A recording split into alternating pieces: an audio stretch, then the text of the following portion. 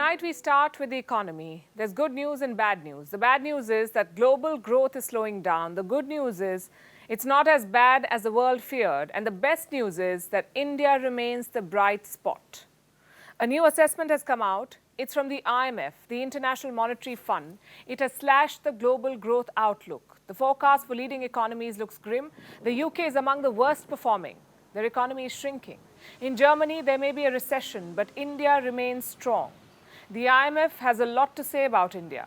In fact, let me quote from what one official said. Yes, we have a growth rate for India, which is 6.8 in 2022. Let's not forget, this is one of the bright spots in the global economy right now. So what is India's growth forecast this time? 5.9%. The IMF says the Indian economy will grow by 5.9%. And this is a downgrade compared to the last assessment. The last one came in the month of January. That was 3 months back. Then the IMF said that India will grow at a rate of 6.1%. So in these 3 months, the forecast for India has been slashed by 0.2%. And yet, India remains the fastest growing economy in the world. Listen to this. What's happening here is also a set of historical revisions. We realized that 2020, 2021 has been actually a lot better than we thought. And so actually there's less room for catching up. And that pent-up demand, which from consumption that was informing our previous forecast, is therefore going to be less because they've already had more catching up before. So that's why there's the downward revision this year. Then we go up to 6.3 next year. Again, a very strong economy, which is necessary to allow India to continue to converge towards higher living standards and create those jobs. So 5.9% growth this year and 6.3% in the next financial year. That's the growth trajectory for India according to the IMF. It's lower than India's own growth forecast, but it's pretty solid when you look at the rest of the world. According to the IMF, the United States will grow at a rate of 1.6%. The Eurozone, 0.8%. Eurozone has 19 countries which use the euro as their currency. Russia's growth is projected to be 0.7% despite the war and the Western sanctions. China 5.2% and India 5.9%. So India comes on top of this list. Why do you think India is doing better? The World Bank has an assessment. This came out earlier this month. And here is what the World Bank said about India. I'm quoting again. The Indian economy continues to show strong resilience to external shocks. Notwithstanding external pressures, India's service exports have continued to increase and the current account deficit is narrowing. So there are 3 reasons. The Indian economy is not as exposed to external shocks as the rest. The rising exports have helped, and India has a narrowing current account deficit. What's a current account deficit? It's the difference between a government's expenses and earnings.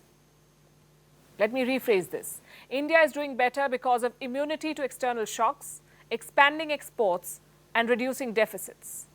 And the numbers support this assessment. Last month, India's exports crossed the 750 billion mark. This was an all-time high.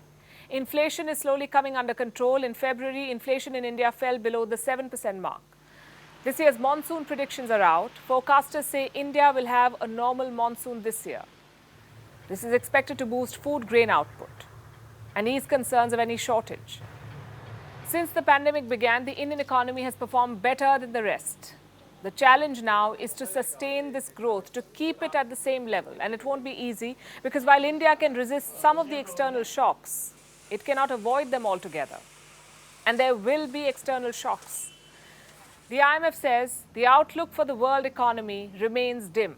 We have a global slowdown in growth, not just for advanced economies, but also for emerging market and developing economies. We are in a situation where there is elevated levels of nervousness in the market. There are a number of vulnerabilities out there, and one should be very vigilant going ahead to try to make sure that the places that look weak are reinforced or buttressed and or taking actions to reduce these vulnerabilities. What are these vulnerabilities? High inflation, rising interest rates, the uncertainty in the global banking sector, which was triggered by the bank failures in the US, and the war in Ukraine. It has cast a shadow on the economy. Policymakers and investors are nervous. The war is far from over, and there's a fear that it may spill over. There are growing geopolitical tensions over Ukraine, so the global economic situation remains challenging and India's policy planners have their task cut out. They must create new opportunities and contain the risks.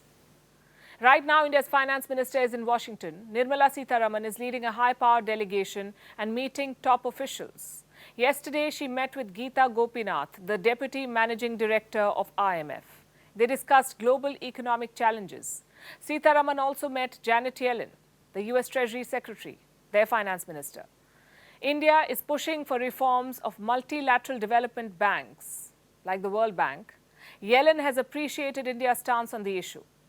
The next few months are going to be crucial. As the world's fastest growing economy, there will be more expectations from India, and New Delhi will have to go beyond expressing opinion. It will have to come up with solutions to some of the most pressing challenges of the world today.